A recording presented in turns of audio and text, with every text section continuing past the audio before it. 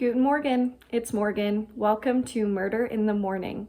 Be sure to like this video and subscribe to my channel. So get ready with me while I talk about a true crime story. So today's story is going to be about Joe Metheny. Let's start off with a trigger warning. This case has to do with possible cannibalism and obviously murder, sexual assault, all of that stuff, dismembering, just everything. Joe Metheny was born on March 2nd, 1955 in Maryland. He was one of 6 kids, and his father was an alcoholic and just all around not great dad. But he died when Joe was only 6 years old. He died from a car crash. And so with 5 other siblings, his mom had to really step it up, and she ended up working 2 jobs just to provide for the family. And Joe said that he was very neglected as a child and went from foster home to foster home. But his mom straight up said, once this all came out, she said if he was neglected, it was his own fault. So she basically said that yes, she worked a lot and she had 2 jobs, but that he never went hungry. He always had a roof over his head. She didn't have a whole lot of time for him, obviously, because she was working 2 jobs, but she would arrange for families to take in the kids so that they had a place to sleep. So while Joe calls this foster care, it was arranged by the mom to make sure that they, had someone taking care of them while she was busy. So still not a great childhood, but at the end of the day, his mom did care about him and made sure that he didn't go hungry or homeless. At school, everyone said that he was very kind and gentle and well-mannered and intelligent, and that there wasn't really any problems. There weren't any signs showing based on his actions and personality. So when he was 18, he served in the military. He told people that he served in Vietnam. The military records just show that he served in Germany for a brief time in 1973. So this is just a quick example of how he lies about stuff, about foster care, and then about Vietnam. And when he was serving in the military, he became addicted to heroin and started using drugs. So when he left the military, he didn't go back to his family. He didn't even tell them that he was back in town or anything, and just started doing drugs, and he became homeless from doing drugs. And he started hanging out with other drug addicts in South Baltimore. His homeless community saw him as someone that had a temper and could, lash out and be violent. But his professional He eventually did get a job, and his professional career saw him as intelligent and well-mannered, just like in school. And so they didn't really see a problem. And I mean, you should be kind always, but if you need a living, then you should definitely act better at work. So he was a truck driver and forklift driver. And at this time, he was 6'1" and 450 pounds. So he was a big guy. And Joe will say that it wasn't all fat. He goes, yeah, I'm 450 pounds, but it's not all fat. So he was very, very large and not someone you would want to mess with necessarily, because he did have a lot of strength as well. Some sources said girlfriend, some sources said wife. Either way, he gets with this woman that is also a drug addict, and they have a child together. Joe cleans up his act, right? He has a job, he has a home now. So they are doing very well at this point, but then Joe comes home and all of his stuff is gone. He said that the house was empty, and he knew right then and there that his partner, had taken the kid and left. The child was 6 years old. So if you remember, his father died when he was 6 years old. And now his kid is without a father at that same age. And I think that would definitely be not only having your child taken from you, but just that same, how he had a bad relationship with his father, and then his father died at 6, and then just his whole life went downhill according to him. I feel like that would be such a trigger, not wanting that to happen to your child, but knowing that you can't have them anymore. So he was very mad and kind of sought revenge. He wanted to find his ex and find his child. 6 months go by and he is going to buy more drugs, and he's like pretty close with these people because he has been buying drugs from them for a while now. And he, had been telling them about everything that was going on. He didn't know where his kid was. He didn't know where his ex was. And they finally have answers for him. And they're like, hey, she's on the other side of town. She's currently working for drugs. The kid got taken away from her for child abuse and child neglect. She's living under a bridge with these homeless people. This is where she's at. He wants to go to the police, to get his son back, but he knows with his own drug addiction that they're not going to give the kid to him, which is completely valid. He instead decides to go to the bridge and he's like, I'm going to kill her. He's so mad. He's like, I'm going to go there and kill her, and I don't know how that's going to result in him getting his kid back, but he just wanted revenge on her. So he goes to the bridge and he finds 2 homeless men, and he's like, hey, where is she? And they have no idea who she is, what he's talking about, and they're like, I'm sorry, we haven't seen her. And he's like, they're lying. They're definitely lying to me. He pretends to walk away, but really he's grabbing an axe and then basically just chops them up. He goes full on 0 to 100 and just kills them with the axe. It was basically his rage mixed with the heroin. The heroin really made him a lot more ill-tempered than he already was. And so all of this mixed together set him off. So then as he's leaving, he sees another woman that's a drug addict and homeless and all of this stuff. And he brings her back under the bridge and, he gives her some of his drugs, and he's trying to be friendly with her so that she'll tell him the truth. And so he tells her everything. Obviously she doesn't see the dead homeless people, but he tells her the situation and she's like, I'm sorry, I have no idea what you're talking about. I don't know her.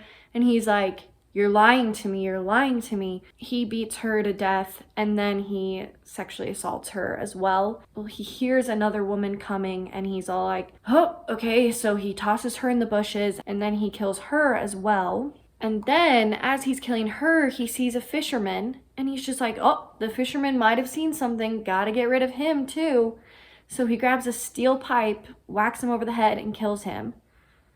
Oh my goodness. And so Joe says it was a very busy night, 5 murders in 7 hours. So then he's like, okay, now that I've killed all of these people, I need to clean up after myself. He says that he leaves the homeless men on the mattress, but he takes off one of their heads and buries it. And then he wraps, some say rocks, some say cement, but basically he tries to just weigh down the fisherman and the 2 other women and drown them in the lake. And then he washes himself off a little bit, and then he's like, oh, I'm running out of time. I need to just get out of here. So he goes. So I'll talk about this more later, but the other 3 people that were drowned in the lake, there's speculation whether this even happened because Joe is a very unreliable narrator. He at one point tells everybody that his mom is dead, even though she's very much alive. We can't really trust everything that he says because he has been caught in many lies, and they never find the bodies of these 3 people that he put in the lake. And if they were just weighed down, eventually their bodies would have been found.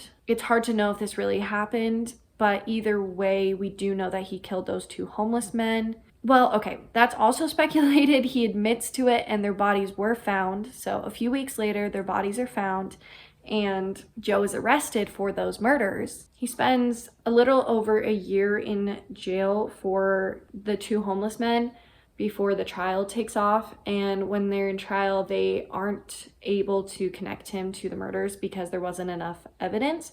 It was basically just word of mouth, people saying, oh yeah, we think Joe did it because, he was looking for them. But there was no evidence linking him to the crime scene, so they let him go. Terrible, I know. It could have been over right then and there, but there was no evidence, which I find that so hard to believe. He would have left some sort of evidence. He had to have.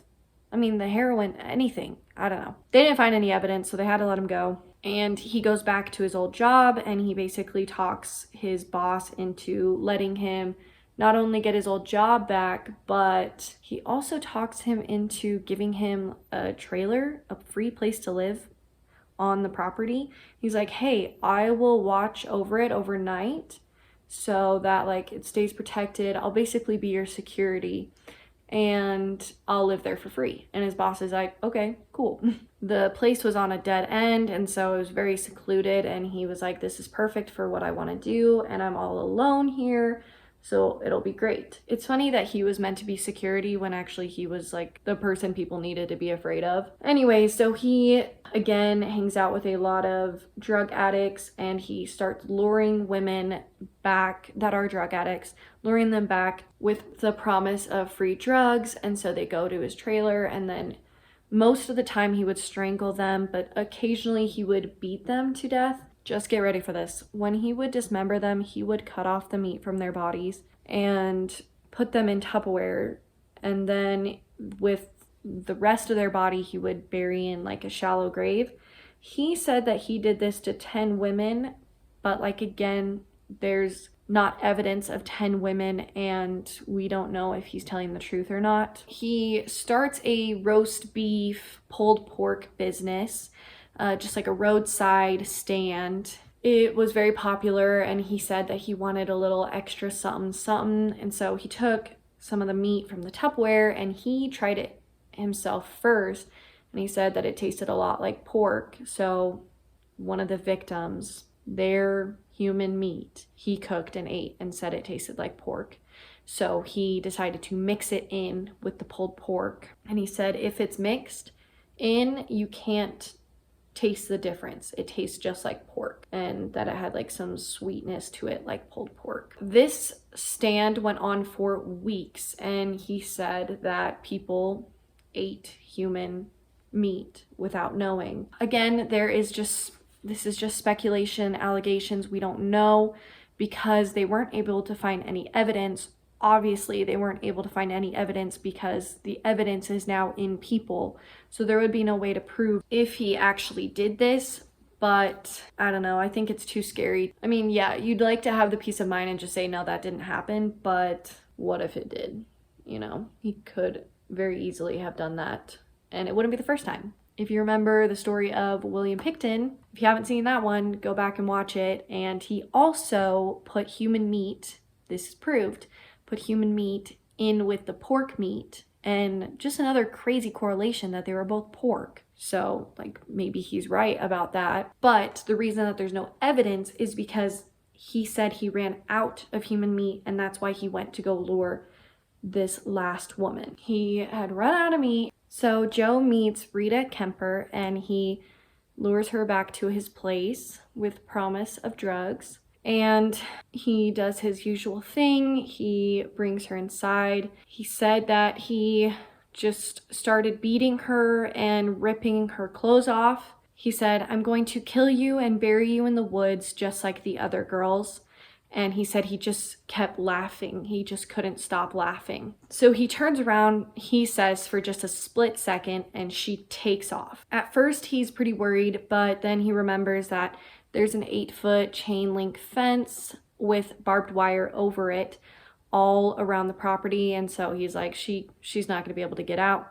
But lucky enough for her, she finds some pallets that are up against the fence, and she's able to climb on top of those and get over the fence. So once he finds out that she has gotten over the fence, he's like, it's over. And she flags down a truck driver, and they take her to a gas station. So he thought that she would call the police right away, but since she was a drug addict and, you know, had other issues, she was originally scared to call the police, and so she didn't end up calling them for a while after this happened. But he was so worried that a week later he decided to bury another body, Kimberly Spicer. He had just had her body around, and he is hanging out with one of his friends / coworkers, Clint Ashbrook, and they're drinking whiskey and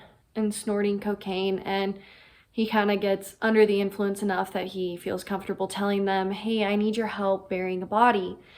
And Clint at first thinks, oh, you're just pranking me. So he's like, yeah, I'll help you bury a body. So Joe's like, sweet. He takes him outside and shows him the body. And his friend slash coworker is like, oh, actually, I forgot I have to do something. But I definitely want to help you bury this body. So just give me a second and I'll be right back. Sure enough, Joe is fine with it and lets him go, which I don't know how I would react. I have no idea because he is 6'1", 450 pounds, and you know he's a killer. So I don't know how I would react if someone like that needed my help burying a body. But Clint comes back around like an hour later and he's like, okay, I'm ready to help. And Joe's like, oh, I already did it. I already took care of the body. And so Clint had brought more cocaine and they just spent the night doing cocaine and drinking. They eventually pass out from doing this, and in the morning, Joe kind of just acts like nothing happened. So Clint is like, oh, maybe he doesn't even remember that he asked me to help him bury the body. So when Clint goes to work that day, he goes and tells his bosses, hey, Joe asked me to help bury a body. And his bosses are like, don't tell anyone, don't tell the police. And this is because they were under investigation with the FBI for drug dealing and gun trafficking. And so they didn't want the police coming and digging up everything and finding out about what they're doing on their property. And plus they, had kind of used Joe as an enforcer, as security. And so they weren't super bothered by the fact that he had killed people. It just meant that he was good at doing his job. But what they didn't know was that Stein Jr. was an informant with the FBI. So he goes and tells his FBI handler what's going on, and he tries to, help Clint out by saying, like, he confessed to us, he didn't want to be a part of this, he's innocent kind of thing, so that when this did come out that he would be protected as well. After having this knowledge, Stein Jr. decides he's going to go check around the property and try and find Kimberly's body. He goes underneath the trailers looking, and he does find Kimberly's body. So due to these two witnesses, Rita, she eventually does tell the police, and Stein Jr. and even Clint, the police go and arrest Joe. He was arrested December 15th, 1996, and he tells them about all the murders. He's like, yeah, you thought you got me on those homeless people, I did kill them. And then he's like, also, I killed 3 other people that day. This is where I did it.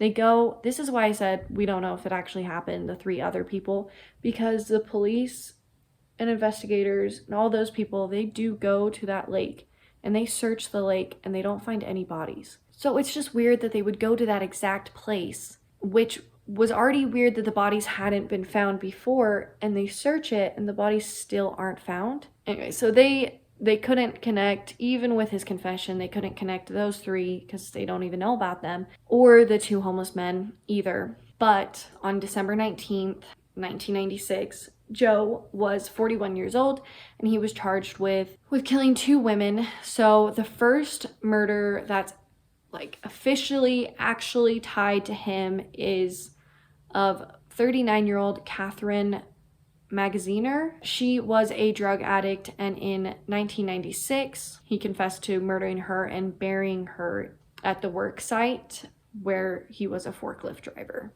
So 6 months after he killed her, he exhumed her, he dug her back up, and he removed her head. And then he buried the torso in a different grave. He had her head in a box for a while in his trailer before discarding it in the trash. And then after 2 years after he had been arrested, he told them where her body was buried. And her skull was found, and they were able to ID her based on her dental records. So then we also know that he killed Kimberly Spicer November 1996, so only like a month before he got arrested. Makes sense why he still had her body then. He killed her, dismembered her body, and then, buried her on the site.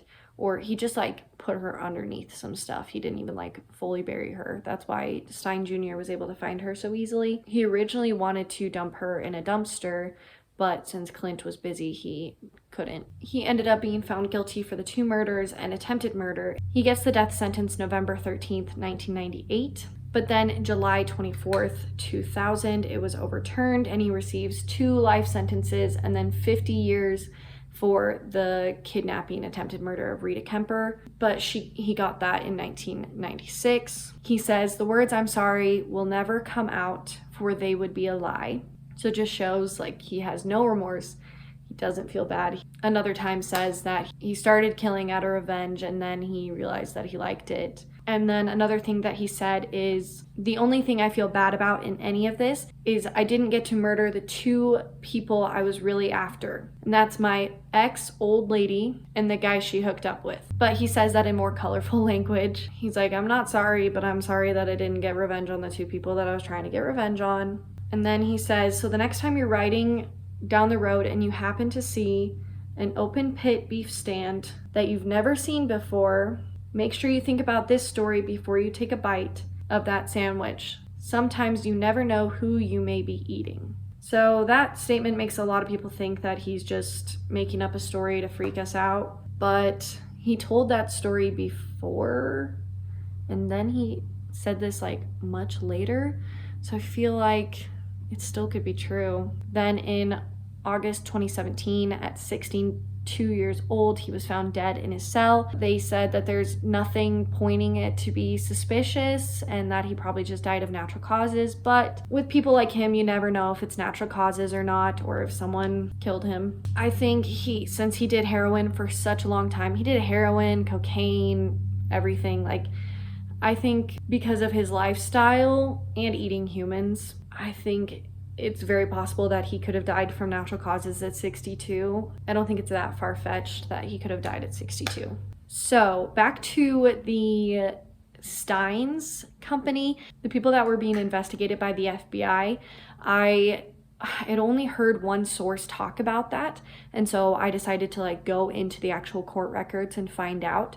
And this is what it said that happened. Joseph Stein, the owner, was charged with conspiracy to possess firearms by a convicted felon, then with possession of firearms by a convicted felon, possession of stolen firearms, destruction of property by fire, and aiding and abetting. So then he entered a guilty plea of possession of stolen firearms, destruction of property by fire, and aiding and abetting in a violation, and sentenced to concurrent 120-month term of imprisonment of the U.S. Bureau of Prisons. So they seized everything on the day that Joe Metheny was arrested. They had reason to not want him to get caught for that reason, but it ended up working out for the FBI because they found stolen firearms and jewelry and so many other things, and so they were able to, get justice for that. So that is the crazy story. What do you think? Do you think that he actually sold human meat? Do you think that he did kill at least 10 women? That he says that he killed 10 women in addition to the 3 other men. So 13 total is what he says happened. What do you think? Do you think that he's just really good at lying? Well, not even really good, because a lot of people don't even believe him. So do you think he's just lying, or do you think he actually did sell the meat to people? And crazy story, just the fact that we know, at least for those 2 women, we know that he did strangle them to death and then dismember them. Whether he ate the meat or not, we know that they were dismembered. And not unfortunately, but since the women had decayed so much, their bodies had decomposed so much, they weren't able to tell if any meat was missing, because at that point there was just not much left anyways. So yeah, I'd love to know what you guys think about what happened. I personally think he definitely killed more than just those 2 women, because he kind of had a process to it. And when he kidnapped Rita, he said like, "Oh, I'm gonna kill you and bury you in the woods just like the other women." And why would he admit to the homeless people? Why would he take them to the lake if he knew they weren't gonna be there? there's just so many questions. And just having done the William Pickton story, I feel like it is possible that he did feed them to people because of the pork connection. But overall, I think just a horrible person. A lot of people think that he wouldn't have ended up this way necessarily if he hadn't have been doing drugs as well. But I think, yeah, just the rage, the anger, the temper. And then he said once he started, he just enjoyed it. And so I think it's all a combination of everything. But let me know what I should talk about next week. And I hope you guys have a great day. Bye.